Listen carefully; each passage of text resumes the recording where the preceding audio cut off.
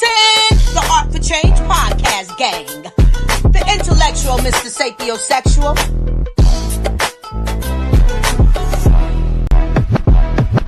That's all you gotta do, be you.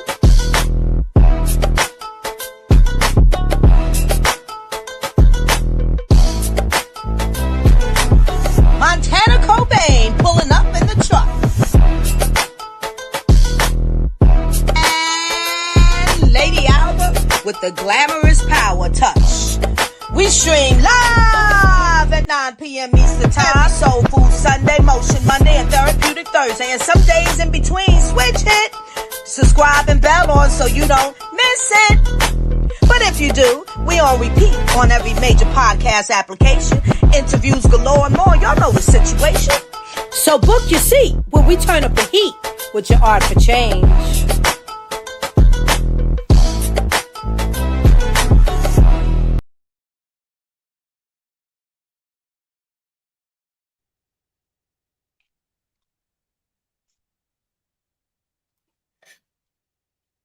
Yes, y'all. And we are live.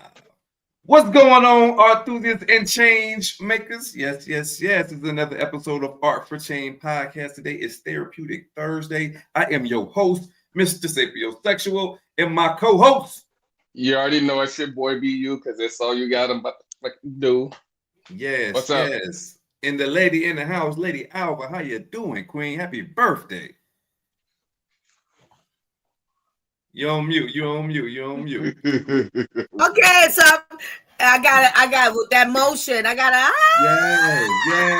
That's right. Hey, listen, don't let nothing or no one steal your joy. You hear me? Hey, I thank you so much. Thank you for announcing out and shouting out happy birthday to me. And I also thank you so much for don't let no one steal your joy. Because that's facts. Yes, 100. Man. Yes, man. And it ain't always easy to do. No, it's not. It's not. Man. Sometimes we gotta close doors, close people behind the door, to not let you steal my joy. Hey, I know that's right. You know, absolutely. Yeah. Sometimes it be our family, but we still love. That's the key. I've learned that. Gotta give you grace. Absolutely. Amen. Because we identify. Go ahead, say it. And what I have learned is I have learned tonight to get as frustrated with people whose frontal lobe is not fully developed. Oh, wait a minute.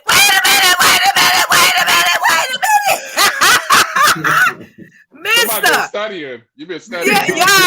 Mister. I say something, your intellectual capabilities it's kind of low. Yes. They be mad at me when I say it. What they say is if you talk to a neurologist or people who study the brain or study psychiatry, they tell you that people's frontal lobe cortex don't really develop until after or 25 and after. You know what I mean? So when you're dealing with somebody under that, you got to understand that they don't have that same reasoning. You know what I mean? And so they speak on impulse. You know right. What I mean? Now, and why when you say you gotta understand, the you that's gotta understand, why am I responsible for that? But here's the thing, it's like a twofold, maybe a threefold I'm saying here. Why am I responsible for that? But if you saying you gotta understand, maybe I don't understand. But I can tell y'all, I do understand. So that means I gotta understand what you saying, miss, and I gotta yield. Yes. It's the Father forgive them for they know not what they do. For they know not what they do. Yeah, so then I'll be honestly sometimes frustrated with the Father. Because I don't need to know this. I understand that. And listen. I gotta be responsible. Yes. Yes. Now I gotta build more. I gotta learn more. I gotta accept more. I gotta balance more. Yes. It's a lot. Yes. Hey, listen, he said if you want to be like me, you got to pick up and follow the cross. Carry the cross. Woo! You know what I mean? And to carry the cross is a weight to bear. You know what I mean? You have to endure humility. Yes. You have to endure being spit on, kicked at, talked about, disrespected. You got to think Jesus was the type of person who did marvelous things in front of people that witnessed it, and those same people still crucified him, and yet he still died for the people who he knew were going to crucify him. And say so, because how do I, as a mother, because I know God and I know Jesus, I know Father God, I know Jesus, Son of God, man God in the flesh himself, and the Holy Trinity. So when I can say I got a child, it's like Judas. Yeah, but you would have to experience it. If you say that you want to be like God, if you say that you want to pick up, if you want to be a Christian, if you want to be a God-fearing person, you're going to have to endure some long suffering. See, everybody wants the goodness that come with God, but none of us want to endure the long suffering. There you go. And that's when I like how that you said that, because the long suffering, see, you hear the suffering. When we think suffering, it's in the negative. It's never on the positive. It's a debit. It's not a credit. Yes. The long suffering is not always a debit. Yes, ma'am. Yes, ma'am. Your perspective about it. Yes, ma'am. Also, it's a verse. It says, "How many times can I forgive how much time must I forgive my brother?" He says 70 times 7 in one day. It means your brother can, or your brother, sister, daughter can commit 77 different wrong you that many times in one day, and you still have to forgive. That's right. And the ultimate beauty in what I've experienced, because to really, for me as a mom, to succumb and say, I gotta let it go. I gotta let one go. Right. You gotta go. Right. And it's a tragedy to me. Yes, ma'am. It pains my heart. Life is a spiritual warfare. But now I'm held accountable of the understanding and what Mr. has wrapped up into all he said of that letting go. Let them go. Yes, I'm held accountable because I know more than what they know. Absolutely. And that ain't easy either. So when you know more is required. There you go. Hallelujah. When you have less is required. When you have much is required. That's right. So to wrap this up for me and introduction, I thank you for extending this presence for me, because January 9th is my birthday. Yes, ma'am. And this year, because I proclaimed this year, I will not be when 2026 come in, I was proclaiming this in 2025. And for the rest of my life, until God calls for my life off this earth, I will not be on the roller coaster ride. I'm going to be very specific about me, and I might have to sacrifice or feel like it's a sacrifice in ways that I don't ever want.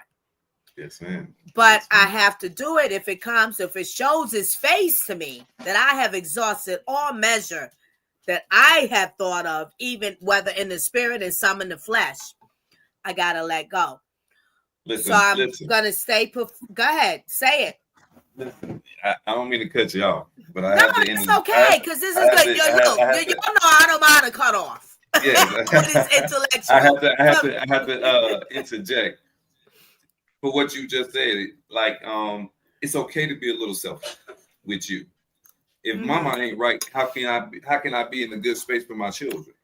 If you were on an airplane and it was going down, you got to put the oxygen mask on you first before you can help your child. Mm-hmm. Yes, absolutely. So that's the journey I'm on, that I was proclaiming. I can't do this wrong, because also for me, it's a lot of cost that lies on me.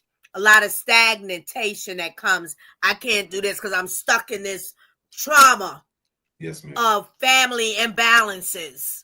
Now I can't show up for art for change, or I can show up, but I'm not so inspired as I know God has shown me that He has for me. Right. I gotta stop. So it showed its head. Oh well, I guess. Yeah, I asked for the proclamation. I said, and there go the demons coming after me. I'm done. Also, I realized profoundly for the first time in my life, every year that the new year comes in, I turn a new year. Yes, ma'am. I'm not saying, and of course I know I'm not the only human being. There's plenty for the month of January. But literally what I found for me when the new year come in, it's just a few days, a little more than a few days after that I turn a new year. Right. Ooh, thank you. Hallelujah. I get it. That's it. All right, BU, man. And there you have it. There you have it. Before we get into the topic of discussion tonight, BU, man, talk about your week, man. How you been, bro? My week. Well, Happy New Year. I don't think we never had a my week started off. The episode from the New Year, I think, didn't we? Well, my New Year for New Year, I ain't doing anything like Christmas either. New Year's. Well, you were in Vegas still. Christmas, you weren't with your family. You didn't get to. Did you get to go home? No, neither one. Yeah. I was home Vegas New Year's Eve. It was just it was too much. Too much going on. Like, nah. Yeah, that sounds like you crazy. But you know what you sound like saying it like that, like it's just extremely different from you. It kind of reads into to ask, you've never been away from your family at Christmas time, which I say Christmas time. That's what it kind of sounds like. Often. That don't have to happen. Yeah, you're like, I don't even know what to call it. And I went to work the next day, so it was pointless. Okay. After that, I caught up on sleep. Actually, I actually caught up on sleep. The weekend, a few days, right? Talking about sleep, nigga. But I was in the hospital, bro. I was in the hospital. I had like fucking a lot of shit going on. And then, so, I went there Saturday, I think Saturday morning or right after the afternoon. I went, I was like, all right, let me go. They gave me a little treatment shit. Sent me back in the lobby. I'm thinking I'm like going in the room to chill. They sent me back in the lobby. So I'm sitting there with this fucking mask on my face. Which, so they come back. I go do the x-ray, whatever. And they say, because I'm already in my head, I work Monday, so I'm like, okay, they can keep me overnight or whatever. So, I'll chill, for a little bit. So, so she was like, we're going to admit you for the night, for the IV, do all this work stuff. So she come back with the x-rays and, like, other than the other shit going on, she's like, yo, you got fluid, like, on your lungs, which causes for, like, pneumonia and acute bronchitis. And it's the same treatment. So they gave me treatment for both on top of that. And so they do all the whatever the fuck they gotta do again. I was high as hell, actually. Best high I ever had. But for real. So they did all that, and they did all that. So I'm like, what was you high on? What's the best high? What was you high on? It's a step above morphine. And if you know what morphine is, it's stronger than that. Oh wow. Because they asked me my pain. Hold up. I wanted to go to sleep because I was in pain. So I was like, yo, it's like a 20. It's like 1 out of 10. It's not like a 20. So they sent me to the 6th floor, which is what the people were dying. So I'm like, what the fuck? But they have no rooms available. So they stuck me, and I couldn't eat nothing for like the rest of the night. So they fed me through the IV and everything. So I'm like, all right, I'm gonna go home in the morning. And the doctor was like, no, we have to monitor you for like 72 hours, which is until Tuesday. And I got inspections Monday and Tuesday. So that sucked. But then, it was worth it. And it actually felt good getting healed. Just one other question. Did you come home with the pain medic or the comfort medication that kept you so high? Did you come home with it? You owe some shit. Send it back. Send it back. Shit. Don't do it. No, but look, mister, like like I said, they put me on the 6th floor because they was out of space. And 6th floor, like, are people like, this is it, So I'm looking at it, it's like, yo. So that's good. That's your will to live. Yeah, but so they do whatever they gotta do. I gotta use the bathroom. I hop out the bed, the shit's still in my arm, so I gotta roll it. So I hop out the bed, right? Nigga, the bed start ringing because they got an alarm. Cause they're not supposed to move unchaperoned, bro. That's crazy. Oh, And so it start ringing. But I got to piss. And it didn't tell They're me. not supposed to move unchaperoned, or you not supposed to move unchaperoned. They're not supposed to move. I was on that floor though. Like that floor, you got it. Everybody has to have like an RM with them. And then so I'm taking the piss, and the lady comes in and she's like, "Yo, I don't know if they didn't tell you, but you can't just get out the bed like that. You have to ring the fucking bell." And then so I'm like, okay. Then I wake up at like 3 a.m., bro. Like thinking. And I did it again. Wait. Because it's like muscle memory. Nigga, I gotta go. I just hop out the bed. May I interject? Come on. We heard about part of this, through our chat between Art for Change, and I decided, I didn't hear nothing because BU let us know his status. I'm in the hospital, like, what? Well, surprise. But then a couple of days, keep us posted. I don't hear nothing. So I check in. Eventually, when he responds and stuff he's saying, what he just told y'all, the monitor, I just found it I found humor in it. Because BU can't be you. Excuse me, y'all.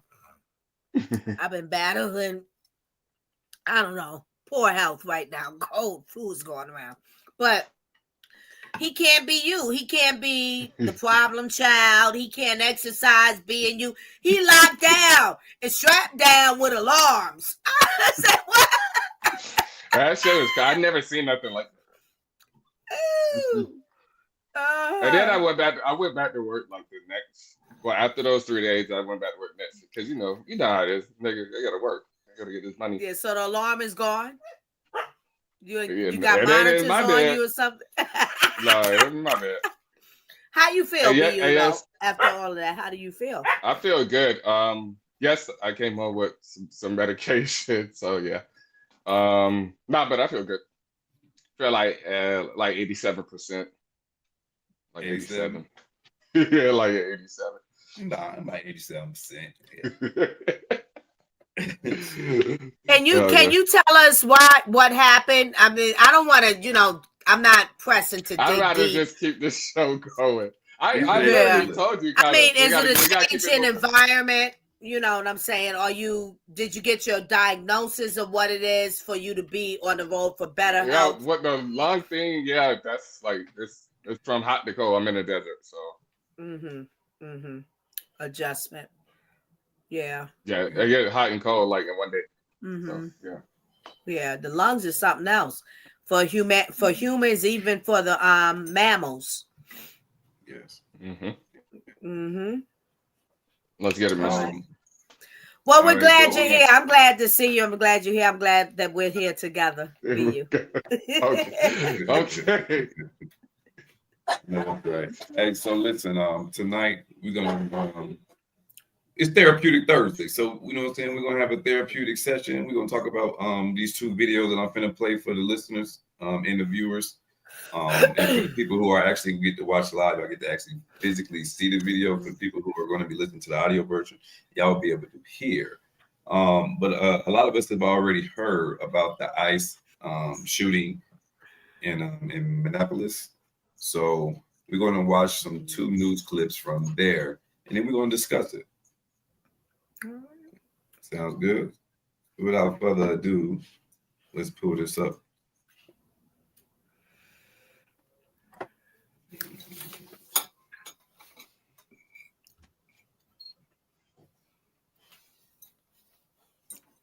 Return now to Nicole Skanga, who's got the latest on the investigation into the shooting that sparked those protests Matt was just covering. Nicole, good evening to you.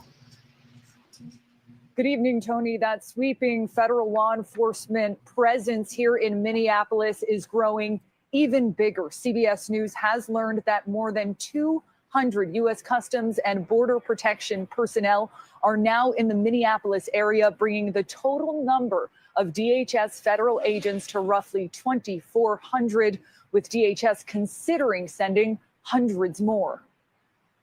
The federal agent who fatally shot a woman Wednesday morning in South Minneapolis belonged to a specially trained tactical ICE unit. Multiple sources confirmed to CBS News. Jonathan David Ross has served at ICE for over a decade and is based in Minneapolis. During an ICE operation last summer in nearby St. Paul, video shows Ross being dragged by a suspect during an attempted arrest. These images from court documents show his injuries, requiring 33 stitches. While this latest incident is barely 24 hours old, top officials have already weighed in. She was trying to ram this guy with her car. He shot back. He defended himself. This was an act of domestic terrorism. I found it, to be honest, the department's official statement and the secretary's statements were really irresponsible. John Sandwig is the former acting director of ICE. Candidly, it defeats the entire purpose of the investigation. Will this investigation be viewed as credible by the public? I think there are going to be large segments of the public who don't view this as credible. I don't blame them. In cases like this, state and federal agencies work through the investigative process together. Today, the Minnesota Bureau of Criminal Apprehension says they were informed by the FBI that state prosecutors would not have access to the investigation. Minnesota must be part of this investigation. These are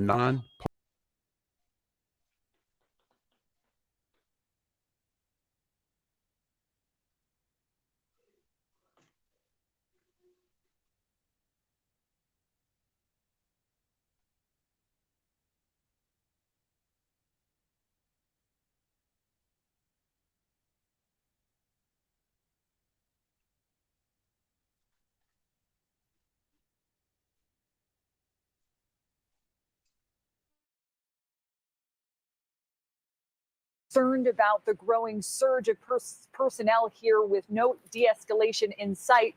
They say it's not a matter of if there is another incident on the streets, but when. Tony?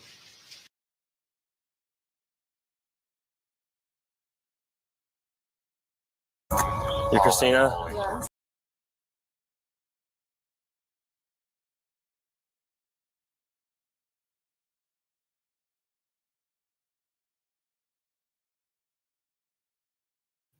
That was video one. I'm going to show y'all video two. Video two is from an eyewitness, from the person who was actually there and who got the video that people have seen.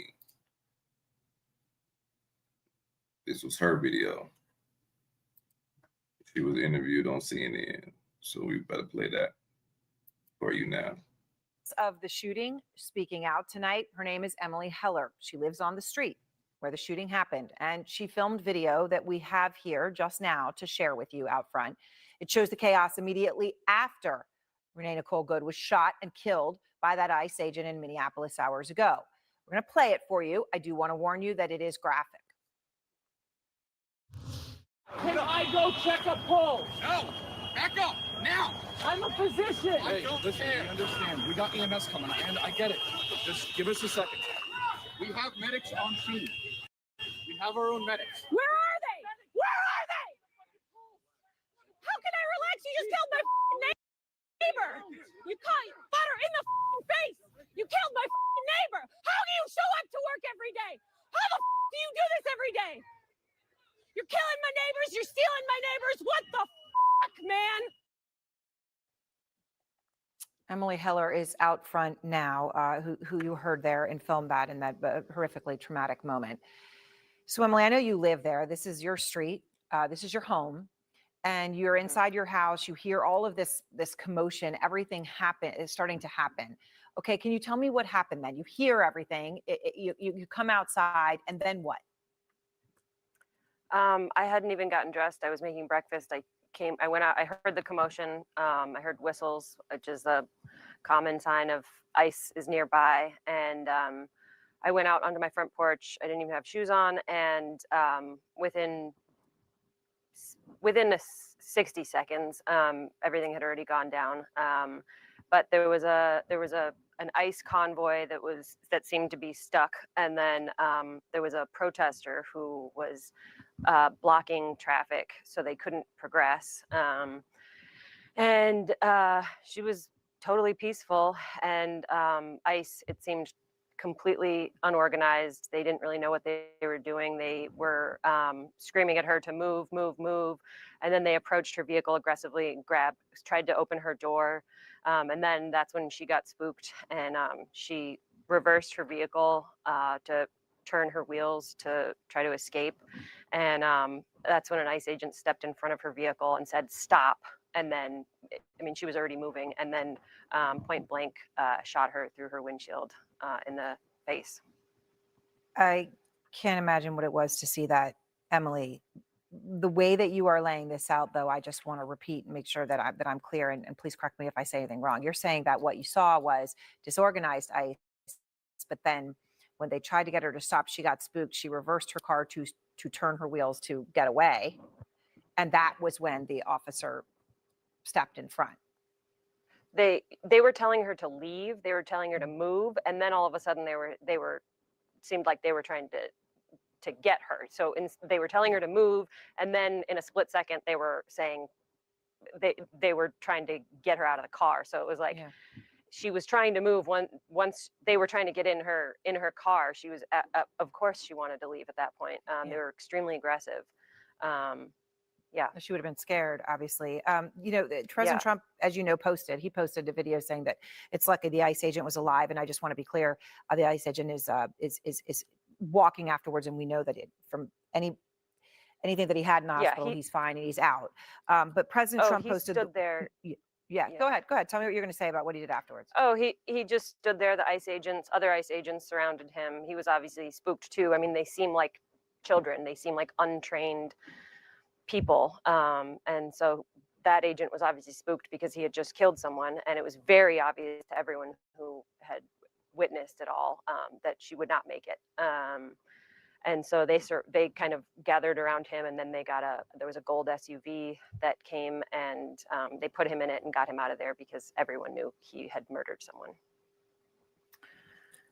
So President Trump says the woman was disorderly, obstructing and resisting, who then violently, willfully, and viciously ran over the ICE officer, who seems to have shot her in self-defense. He shared a video of the incident from a different angle. What's your response to that version of events? I mean, that's the only reason why I'm here. I don't think I'm the most articulate person. I don't think that I don't want to be here, but I knew that this would be twisted and it would be self-defense, and that's absolutely not what happened. But it's just my life is forever changed from having witnessed this, and I just can't let this narrative that it was self-defense go any further, because it's absolutely not what it was. And my neighborhood, my neighbors, we're all going to be pretty traumatized from this for a long time. When in that video that you shared with us that I just played, the 34 seconds, you know, you're obviously incredibly distraught, and there's a doctor next to you or near you. We can, you know, hear him saying, I'm a physician, I can help. And they say, no, we have our own medics. But the doctor is there offering to administer CPR, standing right there. I don't want you to have to relive what you were looking at when the horror of her death, but how did agents respond to him? Was there a speed and a desperation in trying to get any sort of assistance to her? Because it didn't sound like that from what you gave us. Yeah, they wouldn't let him near, and they said they had their own medics that were on their way, which it was, I mean, I don't know, it was at least 15 minutes before the ambulance arrived, and then the ambulance couldn't even get through because the ICE agents had all abandoned their vehicles in the road, so the ambulance couldn't get through. So they parked at the end of the block, and about 5 paramedics came in and examined her for, I didn't see this, but they were with her for a few minutes, and then they carried her limp body away by her limbs, not even on a stretcher.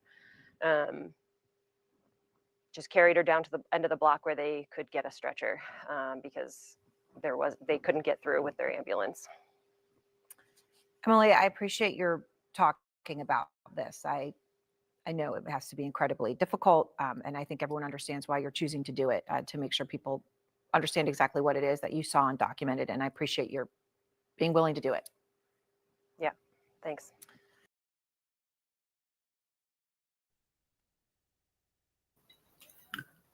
And Poet should have been on this one too. And come on up, poet. Come on up, poet. Let's talk about it. What you got, Lady Alva? these things perplex me deeply to the core of me, like the seed of whence I come from. I don't like that the media and humanity pushes their narrative. Because whatever the narrative you want to try to push, it's a simple solution. We have to care about one another. But you're not going to ever convince me as a African-American woman, according to what America has now for years identified us as. And I'm going to give you another one, which I am, a Native American woman. You're not going to convince me by using another race to tell me about the inequalities or the disparities of what we're suffering through in our humanity, which is all culturally, whatever culture you come from. And it's very hard for me to embrace, because I did watch this before this podcast tonight. I tuned in to the headlines, and it appears to me this is a Caucasian woman. Yes. And when I hear other Caucasian news media pushing that narrative, when I know, well, where's the Black people that already got killed or hurt by ISIS already? And I remember one show we did, you talked about Chicago. Yes, ma'am. Where's that story? I haven't seen it yet. So I caution us, and I'm screaming caution to us all. Don't believe the hype. Don't believe the hype. Don't believe the hype. It all is very simple. We have to care about one another. We are all accountable. Whatever that woman was doing, she should have known. You don't speed off in a car. Just the same as I tell my Black Native American children, the cops come to stop you and encounter you, don't run. Stop. How may I help you, officer? What's going on? Let Poet have the floor. Listen, and let me just finish this. And when the newscast, one woman, she says, oh, well, something she said that triggered me. You don't know what they're exercising their authority and what they did. Well, since when the law don't exercise their authority? They have the right. 100% law, military to exercise authority. When do you listen to the authority? If there's an issue, and we do have issues amongst us as human in our humanity to listen to authority, but let us all be accountable and find the solution. But to create more chaos when they coming for someone who, or more than one someone, and I don't know if you part of the ring. Imagine if for real, as a parent, I come to your house, something's going on with my kid. And then I see somebody leaving your house. I'm telling you, no, get that person. Your whole house is shut down because something's going on with my kid being at your house. Nobody move. Nobody get hurt. Nobody move. Nobody get hurt. For real. We don't have time for that. I'm just saying, be cautious of the narrative and stop complaining and buying into the narrative, because we're all accountable for how we want to treat one another. I feel it. What you got for me, Poet? Peace and love to the tribe. How y'all feeling? All right. What up, brother? Good. Happy New Year, Poet. Same to you. Oh man, y'all came in on a hot topic tonight, boy. This podcast is on fire. Yes, ma'am. All right, so check this. This how Lady Alva already came with that fire and hit on a lot of good points. So this is what I'm gonna do. I'm I'm gonna run through real quick the speech that I just did earlier. I got asked last minute to speak at the protest earlier that was in downtown Durham. Mhm. So I'm gonna run that back, you feel me, real quick, just so y'all, because it hit on in the realm of some of the things that Lady Alva was hitting on too, and in the realm of having to do it, like kind of I had time to do it, but in the realm of having to like really like, you know what I'm saying, get to it, it really like I grounded in just like a real place, you feel me, like kind of where I'm feeling at in this moment. And so All right. on January 7th, you know, ICE murdered this woman in cold blood. I've seen the video, you know what I'm saying? You just showed the video, a couple different videos.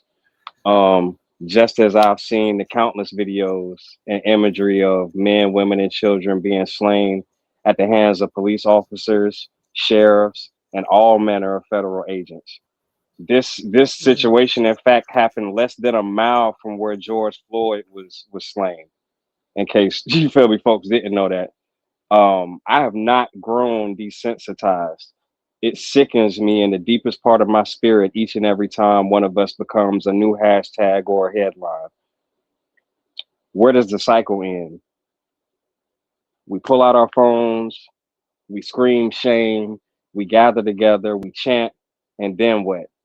We wake up the next day to the next headline. Where does the cycle end? Understand that I'm way past fed up. In the last decade alone, I've woken up to more than enough hashtags. At the protest earlier tonight, one of the last times that I was even at that spot was a few years ago when we were there protesting in solidarity for Frank Clark, who was shot and killed locally by a police officer here in Durham. Where does the cycle end? All right. This situation has just happened in combination with everything else happening across our city, across our country, and across the world in this current moment has me feeling like this. And this is that you never know when your time is up.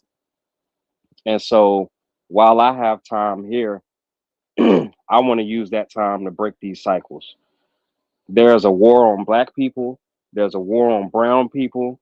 There's a war on indigenous people, on poor people, etc., and those who stand with us and support us. And nobody is coming to save us. We all have stories of fighters, of warriors, of healers and liberators as we look back towards our ancestors and in antiquity. Sheriffs don't keep us safe. Police chiefs don't keep us safe.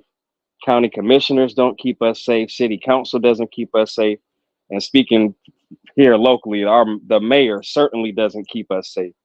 We keep us safe. We, those most directly impacted people of these systems. We, those that have had our birthright stolen. We that have always navigated prejudice, racism, gender bias, and a myriad of other things. We know what we need, especially to go from surviving to thriving. That's what I believe, at least. And so to ask, if you active, we need you to continue to be active because we need you out here. And if you're not active, I need you to get active in some way and get organized, whether that's getting tapped in with an organization somewhere or just educating yourself and getting organized within your own family, your own household, your own neighborhood, your own community. You feel me? But now is the time where we have to take this thing serious. That's what I got to open it up, man, because this shit heavy. Bye. Shit might look like, but the shit heavy. Mm-hmm.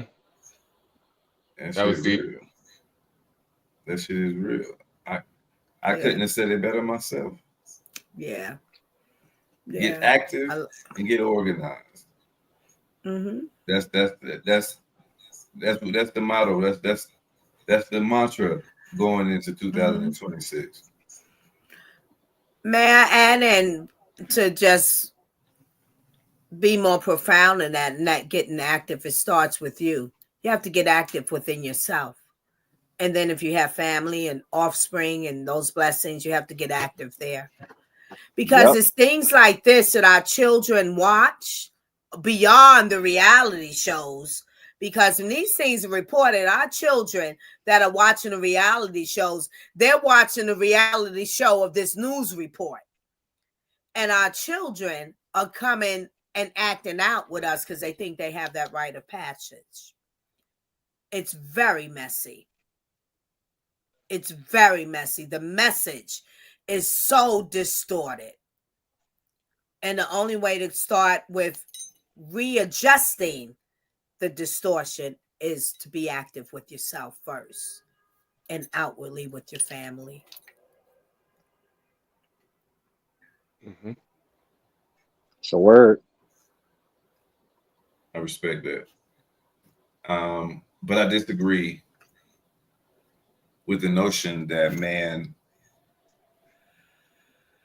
has the authority to take life that they didn't give. Oh, I disagree with that. Wait a minute, mister.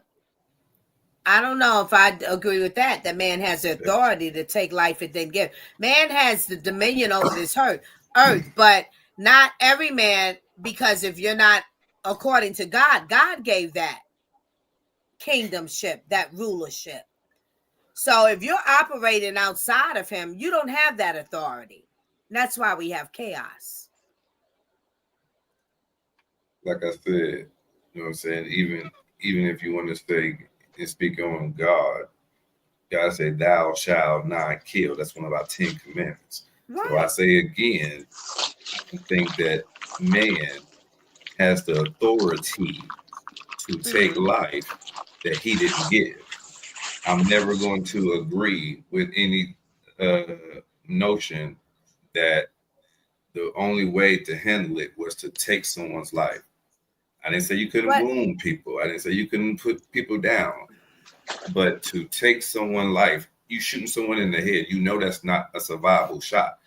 To me, and you're trained, like, no, it's no excuse. I understand from your perspective. I think I'm confused because you're saying man has authority. I think man is capable of anything, but I'm confused. Explain to me, because I think that's why I'm confused. You have a badge. I don't have the authority to kill anybody, but I am capable of doing it. Yes, we all are capable, but that's not what I'm speaking on, ma'am. I'm speaking on people who carry a badge and are given a weapon and say that you can use this weapon to protect you, and they go above and beyond their lethal force with using their weapon. You know what I'm saying? I feel like we back in like the Westerns, like cowboy time, like, you know what I mean? It feels almost like a Western movie where people are just getting gunned down in the street. You know what I mean? And it's like you can't defend yourself because I'm the sheriff. You know what I mean? So it's like I'm tired of seeing that, and that's what I mean by people having authority and having protection for murdering people, like she said. Okay. And see, clear.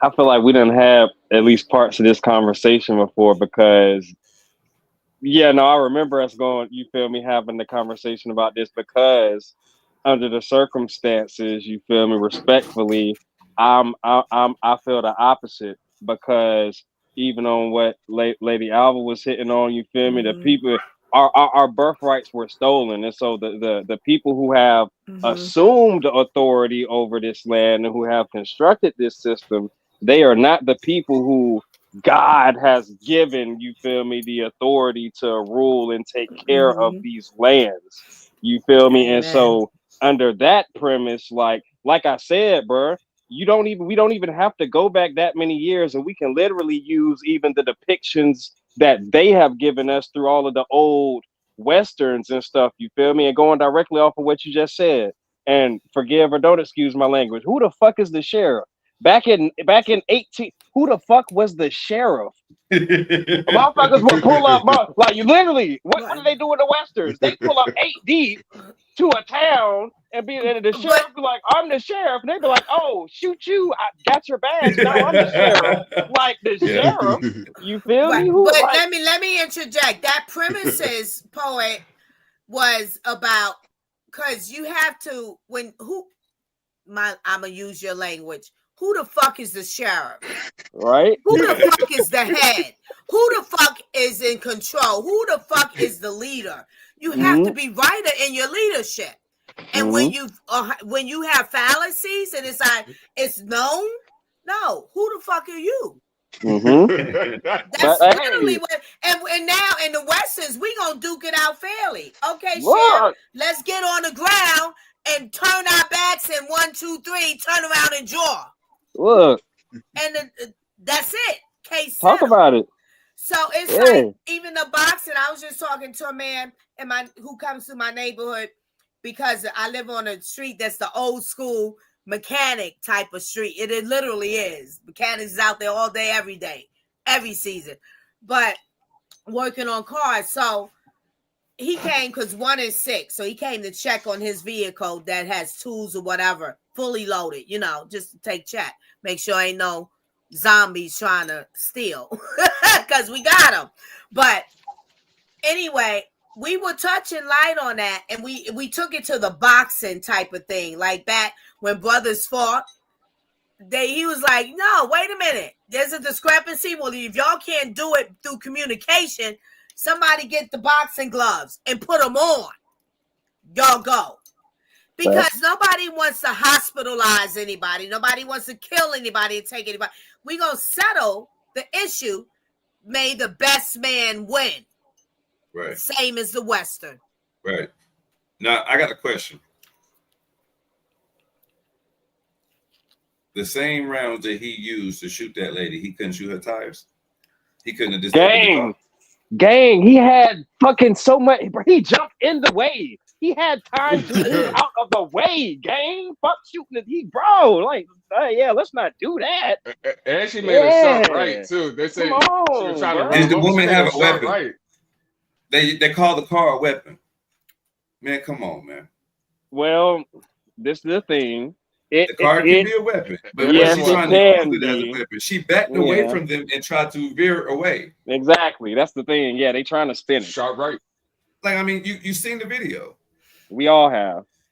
I mean, she wasn't using the car as a weapon.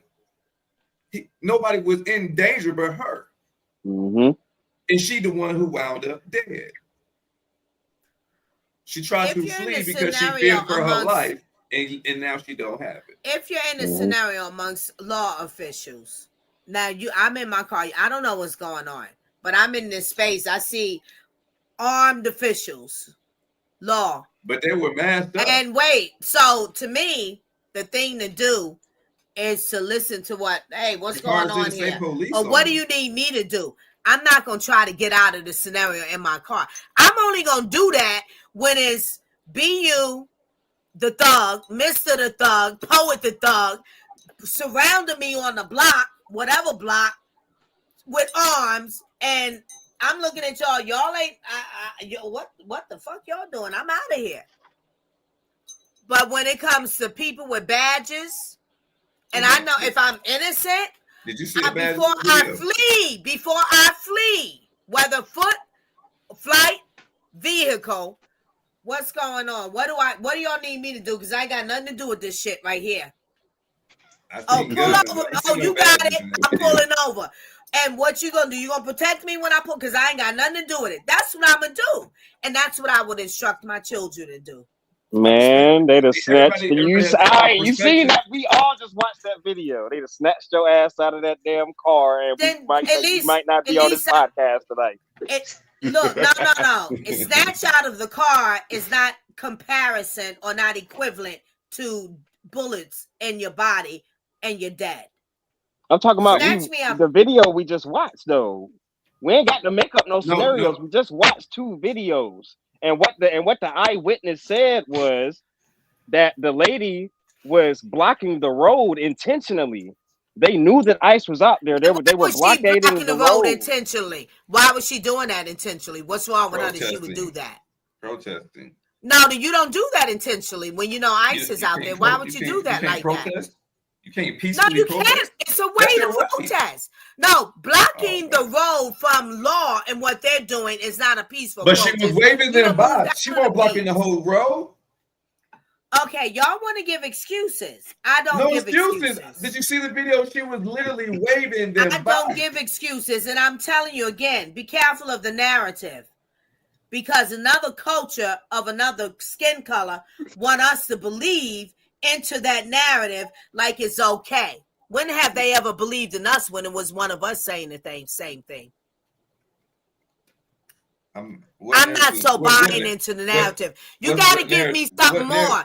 So, what narrative did you think they want me to buy into? Okay, that this white woman was blocking the road because she's protesting.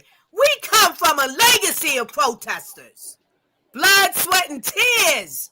Our people died protesting, even when they shouldn't have because they were slaves. But after slave and freedom, so-called freedom, quote unquote, we had some hell of a leaders that did it. And they got beat down, incarcerated, and or killed, assassinated. Okay. So as a Black American woman, Native American, I don't need the projection of a white woman being attacked by ISIS to tell me, oh, no, y'all are pushing the propaganda. Because if ISIS came and attacked me, you ain't there for me. You're not pushing my propaganda. So I don't buy it. Politicians have a narrative for what they want to do. They want these people to be the illegals to be in this country. And one of the main reasons is, I'm saying it, to hold the people of color, Black people, back. Keep pushing us back. Keep pushing us back. But they bring people of color in here, let them be in here illegally, because it pushes the Black nigger slave and keeps them in him or her place. It's the same old story. So give me a better narrative for me to say, oh, I comprehend. All right. I get what you're saying, and especially that last part of what you said is definitely true. But and what I do understand is different perspective in different areas and different experience as well too, though, you feel me? But for like me, I've been active and on the ground for the last decade, you feel me, like in community and doing work. And even in regards to the last year or so with all of this escalated stuff and shit, you feel me, I can say the exact opposite, you feel me, like around here and shit, you feel me, it don't matter what, you feel me, like we intentionally, you feel me, but we have been intentional about relationship building with each other, eating meals with each other, you feel me, like being with each other, white, Black, Chicana, you feel me, like Indian, like whatever race or title, whatever anybody is, you feel me? So, and not just explicitly but I'm saying even more so when situations are popping up, we are showing up for each other, you feel me? So like even this situation itself, like I said, well, it wasn't no white people, you feel me, that spoke at the protest tonight. It wasn't no white people that organized the protest tonight, you feel me? We did this shit. Why? Because we've been organizing protests every other time this shit has happened too. Because we've been, like I said, we've actually been active and shit, you feel me? And so this isn't a different situation. And even by way of my speech and all of the different connections and intersections, you feel me? That's what I was trying to bring across, you feel me? And that's what I did bring across. I literally started off by saying, yeah, you feel me? This woman was murdered and I witnessed this video just like all of the other videos and shit, you feel me? Immediately connecting this shit to what I need to connect it to for my narrative. The true narrative and shit, you feel me? You know what I'm saying? And I feel you on that, and I'm not disagreeing with you because we all have different perspectives, but I like to be in the truth of all those perspectives. That's what I reach for. Your perspective, his perspective, her perspective, and reach for the truth of it. And I just see over and over again, it's just mass confusion. You understand? We have to take care of ourselves first before we start to take care of anyone else. And isn't that the golden rule of thumb, even in the family foundation? I gotta love me first before I love you, or know how to love you. If I'm not loving me right, how can I love you right? Be Right. careful of the Yeah, narrative. I mean, I have no argument with that. Mm-hmm. BU, you was about to go. I mean, lady, I'm gonna just say everything. I ain't got. I don't know, bro. What's your perspective, man? What you think about Yeah, the this video? how you. Yeah, this is how you feel in general. It's even immediate responses. I mean, y'all said everything, No, but I mean, no, how it make you feel. me, Yeah. That's the military. I didn't really man. know Let's about hear this it. until I didn't really see the video. I never seen the video until just now on there, and like I said, she was in a wrong, possibly, just for being there and doing whatever she was doing. You said cutting the road off, protesting, but she didn't deserve to die. No Second of one all. does. Right. Yeah, she didn't deserve to die at all. She was making that sharp turn, and when it shows the other angle too. The fucking, what is it? ICE is being ignorant, trying to be badass, thinking people act like they can't get ran over. Third of all, the fucked up part with the doctor, it's kind of fucked up, and that's what caught me the most. And I know it's probably, I don't know if it's law that you can't help if you're like physically qualified, but yeah, that's a fucked up part too. But other than that, y'all done said everything. Yeah. Yeah. I'm glad you hit You on know, when chaos is happening, cease yourself so you don't add more chaos into what's chaotic. Wrong, right, or indifferent. That's the wiser thing to do because you don't carry arms. You don't have a badge of the law. And let us remember that whether you have a badge of the law or you don't, whatever you have, we're all human beings and we all have fallacies. And especially when today's world has escalated to the extreme that we are killing our babies, our children, and our elderly like it's nothing. What do you think? A person with a badge has more than what you have? We're all human beings. They have private lives. They live this life. You don't know what's going on, just the same as you. When you slip up, oops, I done fucking killed my wife. Or oops, I done killed my husband because they didn't get out the way. Or they wanted to get out the way and I said don't. We got to look at it realistically on a humanity level and understand that no one is above the other. No matter what kind of degree, badge, paper, whatever it is you have. And I'm going to tell y'all, to the world, only way you can say I may be and I can practice being above another of humanity is when I am wrapped up in the armor of God. If you operating off the flesh, oh shit, watch out, everybody. All right, mister. All I know is if you see me in the grave, just know 2 officers in the grave with me. That's all I got to say. No, wait, officers, what kind of officers? Whoever, because I ain't going out like that. No, that's why I say no way, and you shouldn't be. You poet East Wizard. You Yeah, hear your name? No way. Crystal and a what? Okay. Got mine. Had mine out there tonight. I'm but chilling. Hey, listen, but impacts on violence. How do exposure to violent events like this recent shooting affect your mental health in the community? And what therapeutic strategies could help? The exposure to violence is an explosion to your brain. And it makes it more difficult to choose which way do I go, George? What do I allow my humanity, my being, absorb?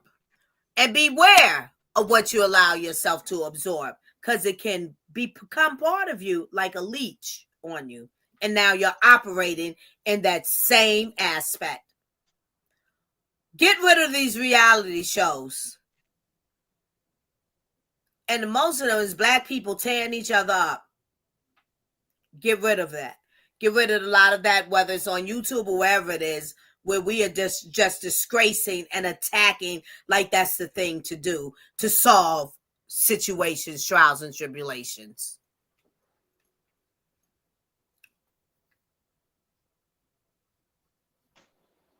That's a good question. Go on, you got it. Oh yeah. I don't think it gets easier, or I don't even think you could get used to it. It has a big impact, especially even in this video. That lady was very, very passionate about her neighbor, and she was standing on business about her neighbor, and that's gonna mentally fuck her up like forever. She even said it in the thing, like it's gonna fuck up our whole street, because you could tell they were a close community, and I don't know if that's something you could get used to. Any strategy for that? Therapy. Therapy is the best strategy. Everybody go to the building, right? Hey, that's the best strategy for a lot of stuff. And group sessions. Yeah. You do what the poet is doing. And like you said, group sessions. Like, hey, those are the best strategies. Talk about it. That's therapy. Yeah. Mm-hmm. Can't hold that shit, man. It ain't healthy.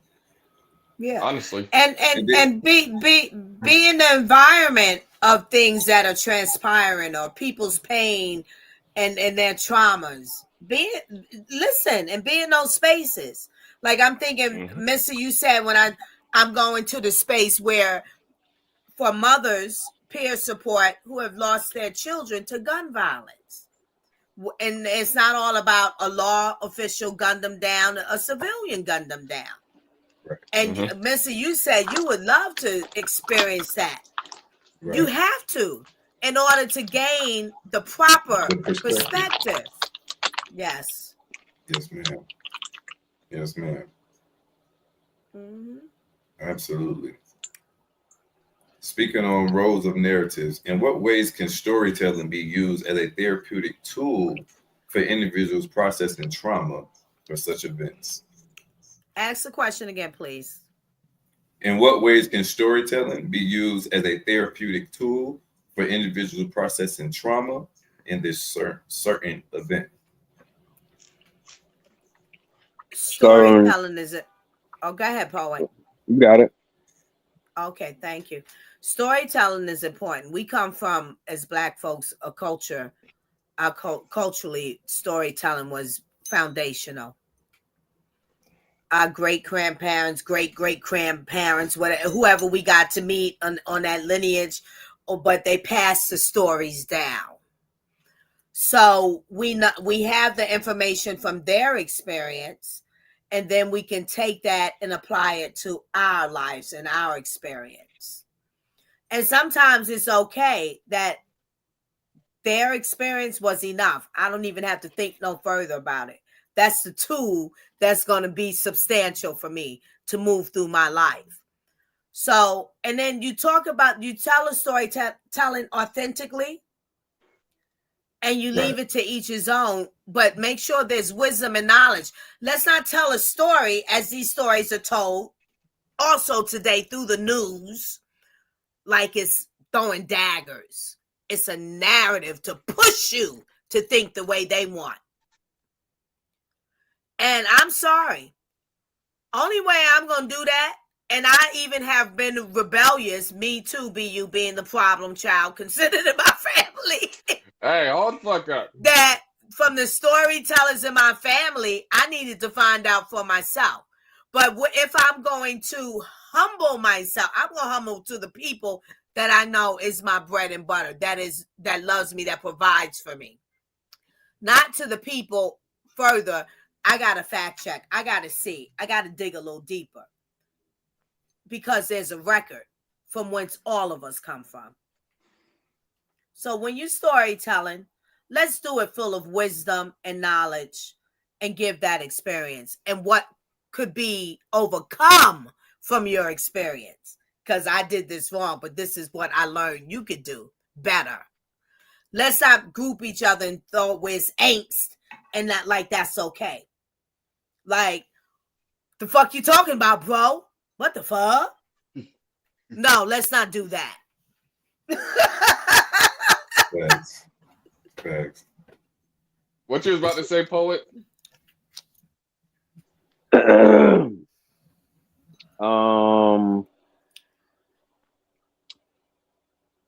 The simple answer is. You ain't got no simple answer, Poet. How you got a simple answer? But let's hear it.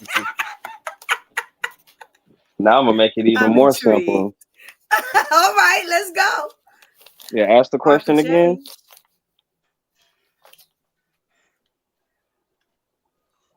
Oh, the question was, in what ways can storytelling be used as a therapeutic tool for individuals processing trauma from certain events, such like this one? Okay, I can't make it simple because I was going somewhere else with it. But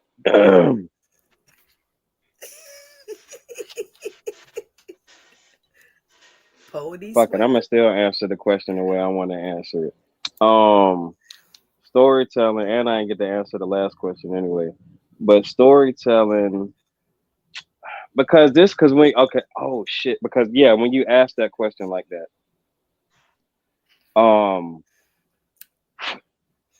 what it made me think. So yeah, it's a couple of people's stories like that. The neighbor, the woman who we saw, you know what I'm saying, who those stories are important, you know what I'm saying? When I'm like, shit, the most important person and shit, you feel me? They ain't here to tell their fucking story. You know what I'm saying, right? And so as far as therapeutic, you feel me? It ain't, you know what I'm saying? Again, now that's why I'm taking, you feel me? This is what I like to be, you know what I'm saying, as real as I can about certain situations. It ain't nobody that should be, well, no, it ain't nobody that's hurting more than that woman's husband, her mother, you know what I'm saying, the people who are immediately around her, you know what I'm saying. And so by that circumstance, I ain't never been in that particular circumstance, so I can't necessarily speak to what type of storytelling might do for her husband or for her child. Or for you know what I'm saying, like that's a different type of situation.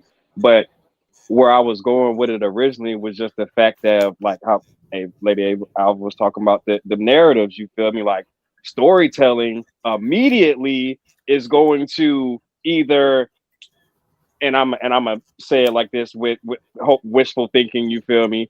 Storytelling is almost immediately either gonna you feel me, potentially be able to get us a charge of some sort, or immediately another officer just got away with a free kill.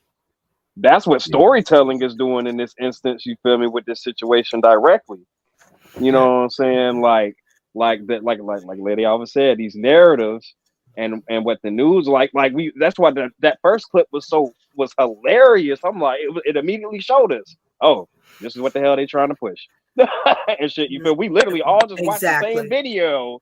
We literally all just watched the same video and the same angle, and this is what they have the audacity to try to say and shit. You feel me? It's a situation and try to trick us out of our own eyes. You know what I'm saying? Like it's they said he was ran over. Yeah, they said he was ran over. Like what? Viciously ran over. Yeah, and so. Just to dip back real quick to the first question, just what I wanted to say was in terms of the violence and what seeing violence, how that might have effects. Like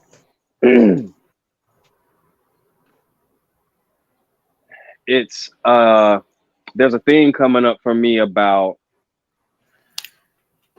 okay, what's the difference between, and it's not the whole point, but it's like, what's the difference between somebody who got a gun, somebody who got a gun and has gone and who goes to the range, and somebody who been shooting guns since they was 12.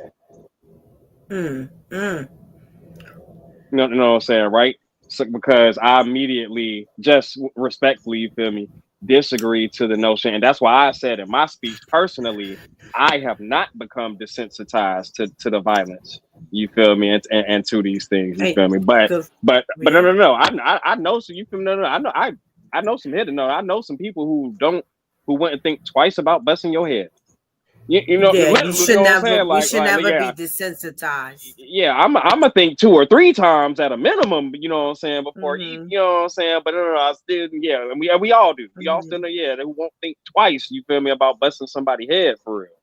You know what I'm saying. And so, and a lot of different is like what is it? What does it look like for somebody who grew up with domestic violence, having to see, you feel me, their mom getting beat on or something, you feel me? How does that affect them? Like how does, you know what I'm saying? Directly to this is like, we've seen so many.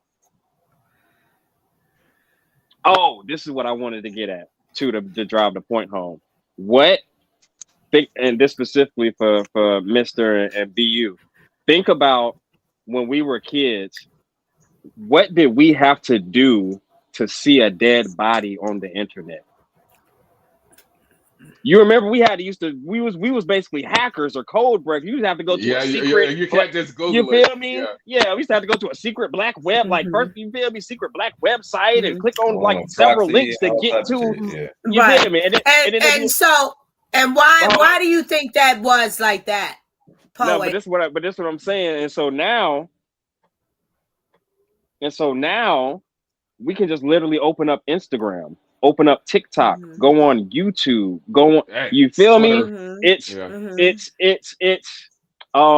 it's something that I just watched the other day. They used to have the term to say that sex sells, but now they saying it's rage sales. You feel me? And bro had broke down he was like, and it started with Trayvon Martin. It started with Trayvon Martin. You notice how Instagram and all of it went from the BBLs and the breast to I'm gonna go back a little further. Just to, I think I'm gonna say correction, and I could be wrong. Y'all tell me. It goes back to where can we all just get along? What was his name? L.A. The cops beat the crap out of him. Oh, Rodney King. There you go. Rodney King. It starts from there. Like that was significant for the culture then and moving forward, because it already happened before Rodney King. Yep. Martin Luther King and his right hand man and all of them went through that, and the black people that went along with him in those marches. But Rodney King was significant, and he said it. Can we all just get along? And everybody was dumbfounded. Even we were. What? Oh, it's that. But we realized that's magnificent. He said, can we all just get along? We still haven't learned that, to get along. The lesson is repeating.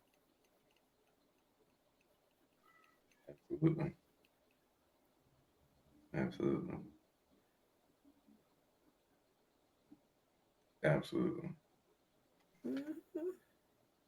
On to and my take next. note on that. 1 second. Take note on that. Rodney King didn't lose his life from that beating. He survived it. To still, furthermore, in his journey in his life, to still preach, or just that one statement. Can we all just? Man, he had nothing to give. Almost like every interview, he was just. Can we all just get along? Like, what do y'all want from me? That's all he had to give. All right. It's all for right. Thanks. Now, I know we said therapy. What are some non-professional ways to support somebody directly affected by violence? Really got to be a listener. Yeah, it's like you're about to say the same thing. Yeah, you got to be a listener, you know. So like I was just saying, especially in a situation where you might not have an experience, but you know that you want to, you know what I'm saying, be there for somebody, support somebody. You really have to be patient, not necessarily be too pushy.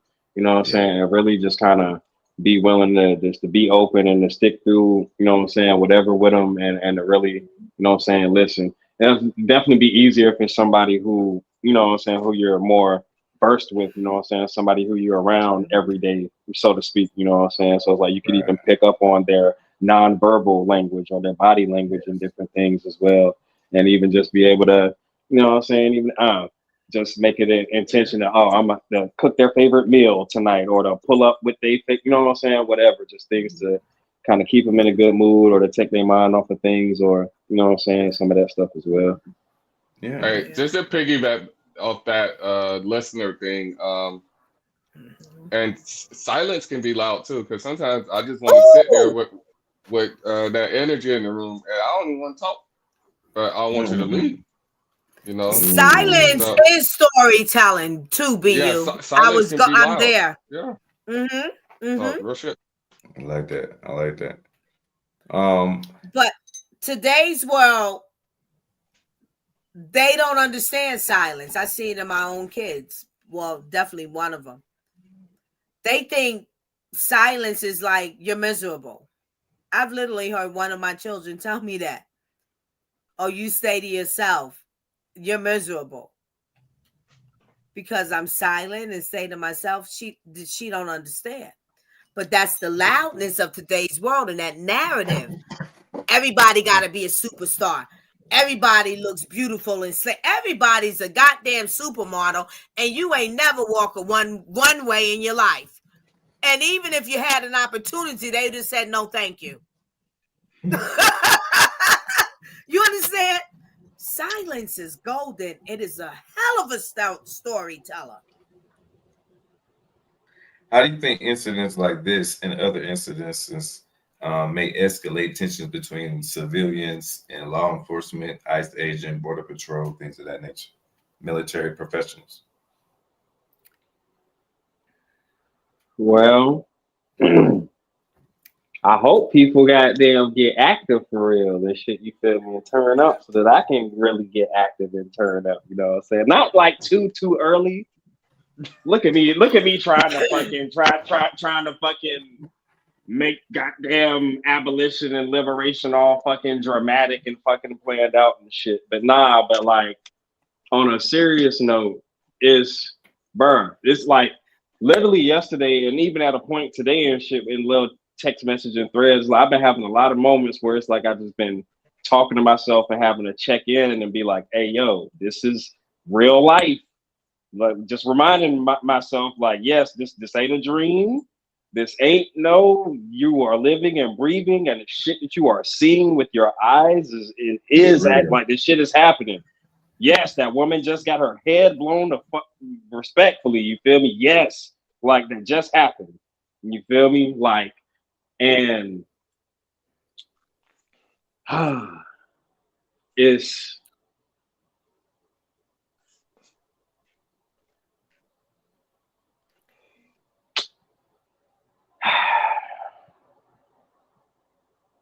We're taking a moment. There are a lot. There are a lot of people. There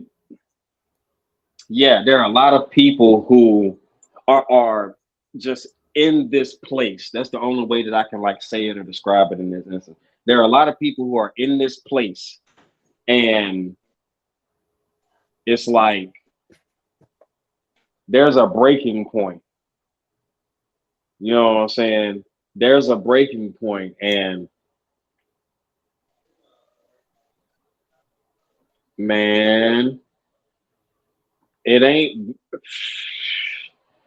And I ain't just. I'm talking about with everything going on around the world right now, bro. It ain't but so many of us that they can kill before that switch really flips, and everything that everybody thought that they knew or thought that how they were going to react or thought, you feel me, all of that shit is out the window, and everybody realized like, oh, it's game time for real. If we don't take this shit, you feel me, we're gonna have another goddamn 500 years of this shit, 6,000 years of this shit, whatever cycles, you feel me, people want to put on the timeline and shit, you feel me? Yeah, it ain't going, the window of opportunity isn't going to stay open forever, because them evil ass fucking people will figure out how to fucking keep us in a loop again, and how to re-domesticate us again, and how to fucking how to keep making us slaves over and over again until we fucking say we've had enough.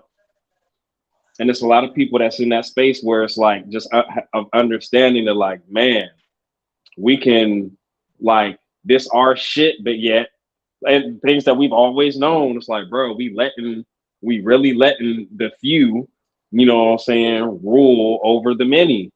And it's like I said, it ain't but so much time. It ain't but so much time. You feel me? Mister, ask that question again when Poet is finished. I'm sorry, Poet. No, you good. You good. I was just about to close and say, yeah, especially if, and exactly like how they said in the video. Now it's not a situation of if something happens again. It's about when it happens again. But now it's additionally about all of the circumstances around and shit. You feel me? How the next time it happens, or I don't even want. I'm not trying to project, but it's just like, people, man.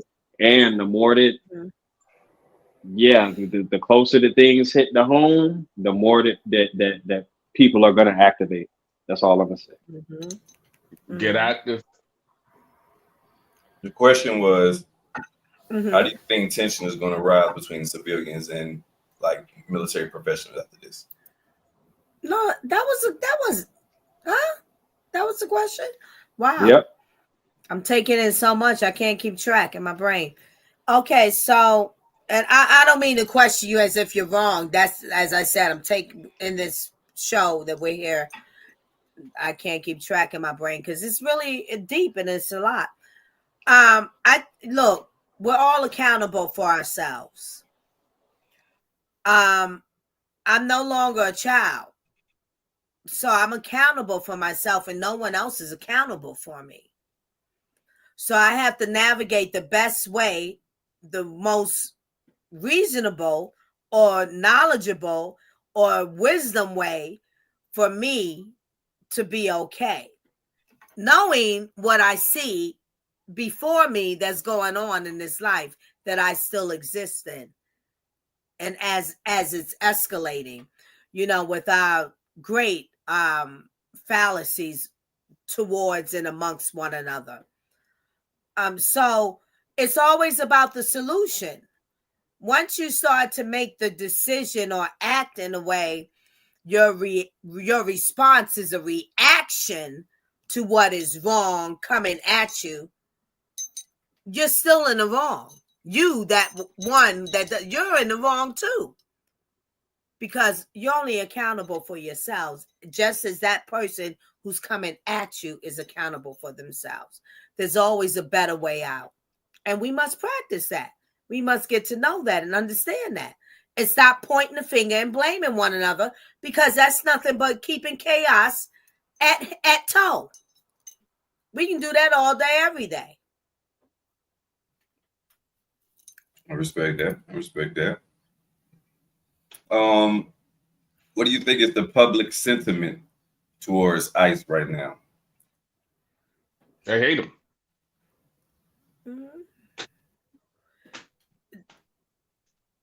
They hate ICE. Well, that's what BU says. I'm not gonna disagree with that. I can't say I would use a strong word, but it does appear, from what I've listened to and watched, that they do have hate in their hearts, and that is the key problem.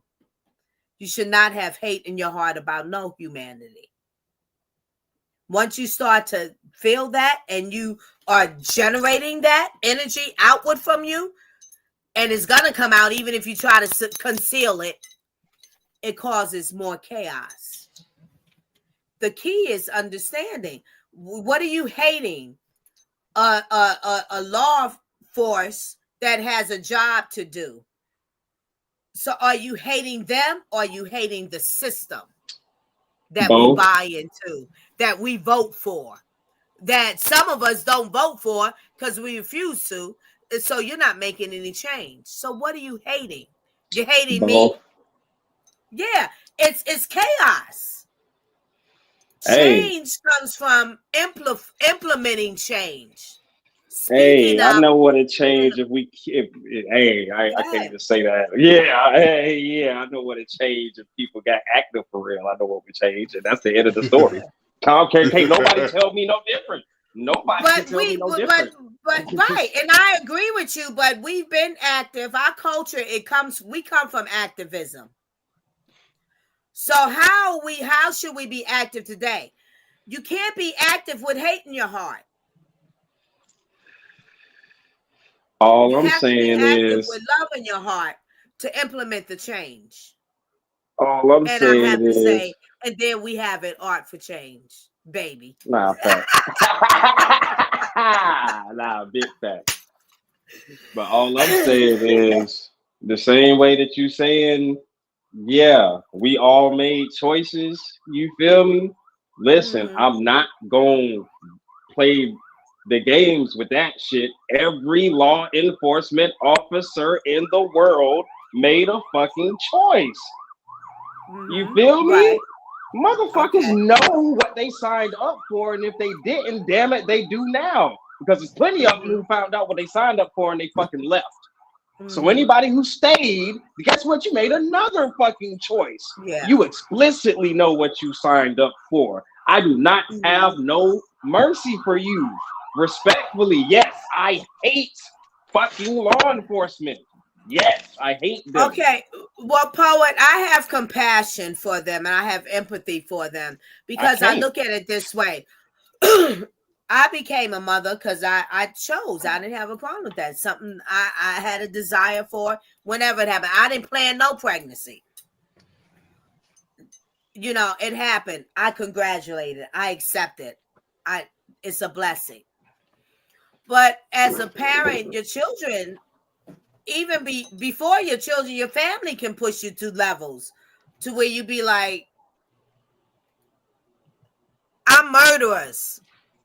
Y'all might have heard of me. That's in the mind. You understand? And then some of my actions maybe can depict that, oh, she might be able to reach there. But all of us can't. But my actions, I can understand you saying that because of an action of me, you can see the signs. You can see the writing on the wall. That it's just another couple of whatever steps. So with that being said, why are we hating law enforcement? They're, again, human beings just like us. They have more at toe in their hand and responsibility than the average civilian that is just living life, having a family. They get to see the whole world almost in their city. They get to see every pocket and aspect of humanity, along with they have their own families. That's a lot to take in. That's an explosion to your brain. And sometimes, just like as parents with your children, I'm at a point, my brain, I don't know what to do with y'all, what to say anymore. Everybody getting fucked up right now. Fuck it. Make the next move. I don't care. That's, so if you think about it that way and equate that to a law official that has exposure to life in the world, it becomes complicated. When you see people that don't care about themselves, don't care about their own family, and a law person got to show up, you done killed your child? We sending messages. Why the fuck should I care about you if you don't care about your own self? I'm coming to do my job. I don't want to hear your story, and that's that. And guess what? I can do that because I got the badge to do it. The same as a parent. It's complicated. What you got, mister? But that don't sound like you moving with love, though. No, it is love. No. It's the reality, mister. It's the reality. But now you got to figure out the balance to stay in the love. That's what's so complicated with all that reality, to keep yourself there, because you're really starting to look at the world out. Where's the love? as a parent, sometimes I don't put. Well, I know my children love me. I know I love them, and I know they love me. But sometimes you're like, well, what you say to me? Where's the love? I guess I'm. You understand? I understand. So blue lives matter. I guess I'm. So he said so. Blue lives matter. Blue lives matter. I'm all with lives BU matter. on. All I'm not lives BU. matter. I'm with Poet Mister. on this one. I'm with Poet on this one when it comes to how he feel. Not so much like fuck the police, but fuck them police, but on his perspective, because like I agree with that totally, and I disagree with the notion that they made a choice. That's what he said. Like, I agree with that. How can you want me to be sympathized with you when you made a choice to do this? This is the job that you chose. You saying, oh, they got so much on their stuff. Like, I can't sympathize with them because you chose that role. Because you chose and exactly like what you said earlier. The fact that you chose the road as man or woman. This is my man. This is my woman. This is because my spouse. Now we have children, and then you just walking away. Whatever you're doing, that's not good. But you made the choice. We're all fallible. We all fall short of the glory of God. But the metaphors make it different. We got to speak in actuals. What the actuality is exactly like what you said, and what you and Mr. both expressed earlier. If we all humans and we're all equal and nobody's above anybody else, but then you're speaking from a particular perspective, and Lady Alva, you said it a couple of times now, and you keep saying, but they got that badge and they got their job and they got these responsibilities, and for all of those things, hold up, and for all of those things that you stated, that is what makes them think that they are above us. But isn't that the fallacy of human nature? And that's what makes other people think that they're above them too. You feel me? Well, and for that reason, that doesn't since we're not on an equal playing field anymore, they are above us. You feel me? So we not equal. No, they're not humans like us. They're not the same type of people as us. I just say take caution. I say that because we have to expect authority. We have to respect authority. Now, let me finish what I'm saying. You say, no, we don't. We have to respect authority. We have to respect leadership. We have to respect who's in charge. No, we don't. I have to respect the Most High God, and that's it. Well, he is the authority. And then God plants man authority I don't have to respect over no this human. land. And God plants man authority over his family. So be careful of that narrative. Everybody has a position. You don't get a position. But you got to be careful of the narrative that you're pushing, trying to humanize devils. Most of law enforcement are devils. They are evil people. Let me tell you, no. Yes. No. Wait a minute. I'm not humanizing devils. I can't do that because devils are demons. You're telling everybody to give it to the authority. No. That's what you have stated tonight. There's a way you deal with things. If we're pushing that narrative, we need to be cautious because our children will be pushing that same narrative when it comes to us, their parents, because they're already doing that. That's natural. Children have always rebelled against their parents. There's borderlines and guidelines with everything. You don't have to like it. You don't have to agree with it, but this is your situation. This is where you come from. The same is for Black people. That's a narrative that we shouldn't be pushing. We living in a system that was built to keep us down. Why would we submit to an authority of a system because we have the power. No, because we have the power. Wizard. No, we have the power. Don't submit to the authority. No. No, I'm not saying that. We have the power, and the knowledge and wisdom is written for us to overcome. But when we don't exercise exercise it that way, we fall continuously. So our focus is not about the authority over us, knowing that humanity is fallible. We are responsible and accountable for ourselves as adults.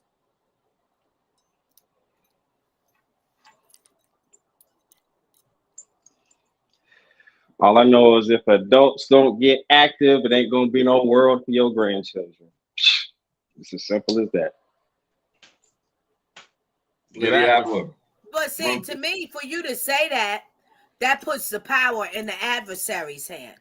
The adversary has lost because God said so. God has won the war. We're just waiting for it to be manifested in our lives. So whatever adversities we have to go through, know that we have won. Do you understand that faith without works is dead? Because if somebody don't kill something, ain't nothing gonna win nothing. I do. I'm exercising my words through the words of my mouth that God has put on my tongue to speak. Through experience, through faith, through action. I'm exercising that. Respectfully. There's a better way. Run through the I'm not any man's judge and jury. I have no hate for humanity. I love all humanity, wrong, right, or indifferent. And why I love? Because God loves me. And God loves all his creation. So I'm going to love the same. There but you now, have it. when it comes to things, then I may have to shift and wherever I don't, but I'm not going to exercise hate. And I have no authority over anyone than what God has put me responsible for. Amen. All right. You're going to run through the fun facts and historical events for us of the album. It's a deep conversation. I sure will. Fun facts and historical events for January 8th, 2026. 1835, the first major exhibition of American art took place in New York City. 1942, the birth of renowned artist Robert Rauschenberg, known for his innovative use of mixed media. I want to look him up. I don't know about him. 1959, the launch of the Barbican Century in London, a major arts complex. 1973, the opening of the Guggenheim Museum in New York City, designed by Frank Lloyd Wright. 1989, the unveiling of Picasso's, I might pronounce this wrong, Guernica in the U.S. got it right. And you always correct and have the right language when we mispronounce words. The worldly military man. So, in the U.S. for the first time at the Museum of Modern Art. Don't let the quiet ones fool you. Not a lot of knowledge in that brain. 1989, the unveiling of Picasso's, I'm reading again. So 1996, the first public display of Van Gogh's Sunflower in Tokyo, attracting massive crowds. 2004, the beginning of a major retrospective of Monet's works at the National Gallery in London. This is all about art. 2016, the launch of the Art Basel in Miami, showcasing contemporary art from around the globe. 2018, an important Banksy, quote unquote, or looks like piece, was revealed in London, stirring discussions on street art. I don't know that name either. Banksy. 2020, the opening of the Istanbul Biennale, featuring contemporary artists from around the world. All about art, babies. Yep. Mm-hmm. That's fine. Celebrity birthdays. Born on January 8th, David Bowie, 1947, January the 8th. Legendary musician known for his electric style, who also married Iman, the model. Elvis Presley, 1935, iconic figure in music and pop culture. Stephen Hawking, 1942, celebrated theoretical physicist whose work changed our understanding of the universe. He's awesome. Step to the left, step to the right. Kelly, 1967. That's my birth year. And he from Chi-Town, and I'm born from Chi-Town. All right. R&B singer with a controversial career. You I said, don't like you that said they it said twice. that. I don't like that they put that in there. See, they just that was because of what his career became. What He would gets they some have cake. said? He gets some cake right now. Yeah, but why Happy they birthday. put that? They finna say the What same would shit they have? about Diddy.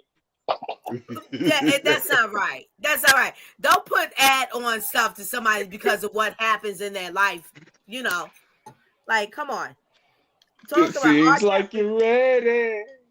Hey! Go ahead. Y'all ready? Dave Grohl, 1969, frontman of the Foo Fighters and former Nirvana drummer. Y'all know Nirvana. I like Nirvana. Nicolas Cage, one of my favorite actors. 1964, Oscar-winning actor known for his diverse roles. He is. Nicholas is something else. Started out like in a very comedic type of role when he started on the screen. Kim Jong-un, 1982, supreme leader of North Korea, often in the spotlight for political reasons. See, they should have said Kim Jong-un, supreme leader in North Korea, who wanted to launch the atomic or nuclear bomb on us. You know, that's an update of Kim Jong-un. But they don't. They do that with R. Kelly. You see what I'm saying? Watch the narratives. That's all I'm saying. Jared Kushner, 1981, businessman and former senior advisor in the Trump administration. A. Milne, 1882, author of the beloved children's book series featuring Winnie the Pooh. That's my favorite character from a child. Winnie the Pooh. Last but not least, Dave Weckl, 1960, influential jazz drummer known for his work in fusion music. Now, I'm very interested in him because the name don't sound black, but I have to look it up to find out. Yeah. It's been a very good around the board conversation, and we got a diverse perspective. I love that we always have different points of views. I think that's what makes our conversation so healthy. But before we close out, we want to appreciate everybody that was tuned in, locked in with us. Don't forget to hit that bell, like, and subscribe. And don't forget to follow us on the audio version, man. So if you miss the beginning of the content, you can catch things that we have later. Hold on. I missed some of the comments, y'all. Let me catch up. What y'all feel about that? Let's go. That's what I said. In a sense, I didn't say it that way. That's what's the name? You took it off. Chaos for you. Isn't that interesting? Yeah, most people that don't like police don't like being held accountable for things they know they are wrong. I agree. You want me to read it, or y'all gonna read it? You don't want me to respond right now because they're gonna get mad. You sound like a sucker, Chaos. You feel me? You sound like a sucker. Because I asked what the fuck Martin Luther King, MAGA, Malcolm X, Rosa Parks, Harriet Tubman, asked them what they would have said. The authority is the they never devil. exercised and showed us hate they would have for said police. the authority is the fucking devil. That's the end of the conversation. I ain't hearing no rebuttals. Our ancestors would have said that they was the devil, and in fact, I bet we can look it up in history, and they have said that they were. Okay, so Not buying Wizard, that. hold on. Hold Not that buying thought, that. and let's do that because that's what you say. But as far as I know, historically, I have never seen or heard a depiction to where they played that narrative that they had hate for the police.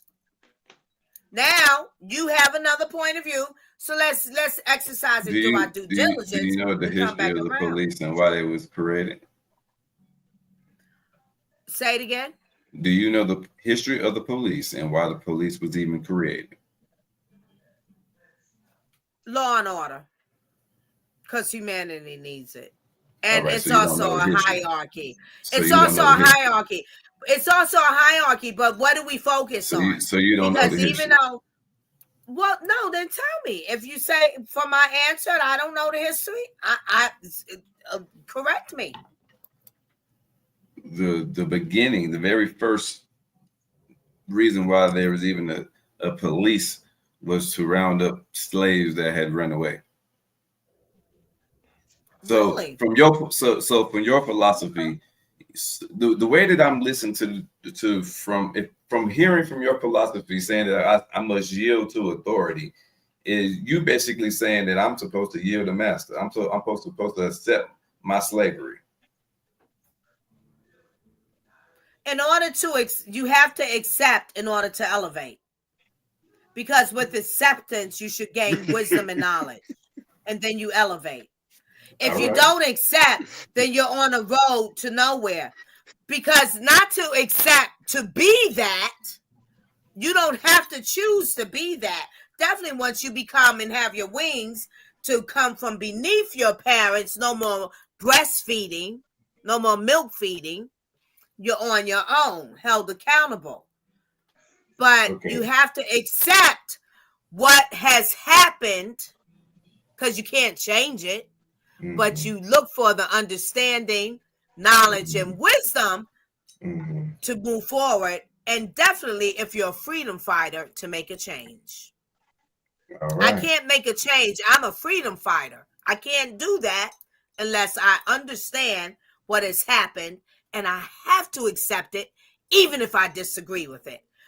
And definitely if I disagree with it, that becomes a valuable piece of my freedom fighting. Okay. I respect it. Everybody got a different perspective. I don't think you was actually answering the question that I asked, but this would be all right. Do we want to go around the room and give some positive notions for the people before we close up out of here, y'all? Happy birthday, Lady Alva. Hey, thank you, BU. That's a beautiful thing. I didn't even expect that. And I'm gonna just my perspective is I'm appreciative in all things in life, even when I don't like it. But I accept and allow myself to appreciate so I can gain understanding from it and what's next to be better. Yes, ma'am. Yes, ma'am. I respect that. I respect that. For our listeners, don't forget to go to the official Art for Change Instagram page. Go over there to our highlight section. We got some discounts for you. If you go to that Old Glory icon, you get 15% off their entire website. If you go to Molly Bees, you get 10% off her entire website. Just make sure that Art for Change is in the promo on checkout. Boom, saving you some money. Also, Patriot Water for all my patriots out there. They have oxidated water, and you can get 10% off their entire website for all of Art for Change listeners. Just make sure Art for Change is in the promo on checkout. There you go, baby. Free game for the people, man. I just say this. If anything we're going to do, I just say first, let's extend with love. And also, I said this at work today, and I think we can apply this to life. Be approachable and be coachable. You know what I'm saying? Be approachable and be coachable. In life. Simple as that, ladies and gentlemen. Thank everybody for locking in with us, man. We appreciate all the comments, man. We had a lot of comments tonight, man. We got a lot of new faces in the comments too, man. So I appreciate it. Don't forget to tell your friends about Art for Change, man. And we go live on Mondays, on Thursdays, on Sundays at 9 Eastern time, and sometimes in between the weeks. So you don't never know. So this is why you got to hit that bell. This is why you got to subscribe. And we're always having deep conversations. But the premise of our show is to highlight art in every premise of art. So we're always looking for artists to come on and sit down with us and showcase their artwork and have a dialogue, have an interview, if they will. Small artists all the way up to major artists. We want to hear from everybody. And I would like the uniqueness, So if you play an instrument that most people don't play, we want to hear from you. You know what I mean? You can sing at a certain octave that other people can't reach. We want to hear from you. Also people that are in professional, especially on Therapeutic Thursday, we would love to sit down with a therapist and have those type of conversations. On Motion Monday, we would love to sit down with people that are in business. So that's the type of things that we talk about on Motion Mondays. On Sunday, we would love to sit down with people who are doing more soulful things in the community and being active. Shouts out to Poet for coming in with us today. Things of that nature. Shouts out to Marshall. We see you, baby. Until next time, baby. Peace and love. Art for Change, gang. And we out of here, man. Hold on. I'm sorry, everybody. Be you. What you got for the people, man? I would like. Oh yeah, happy birthday, Lady Alva. I know she already lit a little bit. She already lit. She got to get more lit. I sure am. It's a birthday session. Yes, man. But if you like this video, man, you can go to our live section on YouTube and you can see all of our old episodes. We have over 100 episodes and you can binge watch our content. Or you can go to any podcast where you listen to the audio version and find Art for Change. Just make sure you put Art for Change podcast in your search browser. Until next time, we out here, gang. Yes, peace. Get it.